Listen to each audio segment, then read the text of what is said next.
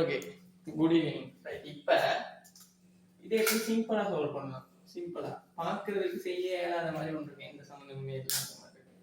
Right, ஏற்கனவே பார்த்த வீடியோஸில் இருக்க டெக்னிக்கை தான் இதில் யூஸ் பண்ண போகிறோம். ரைட்டா? ஸோ இந்த 1/x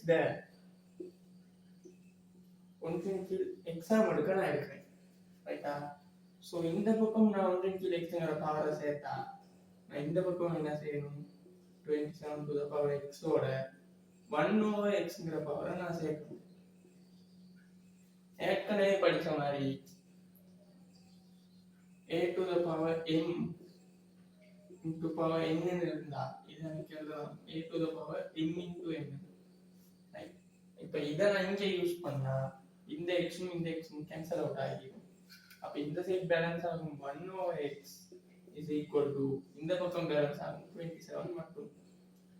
1/x to the power 1/x இந்த பக்கம் பேலன்ஸ் ஆகும் 27 மட்டும்.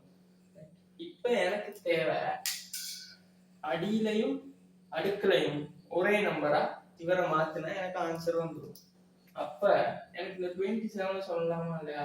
3 to the power 3 3 கியூப் மூன்றினுடைய கணம் தான் யாரு? 27 சமன் 1/x to the power 1/x.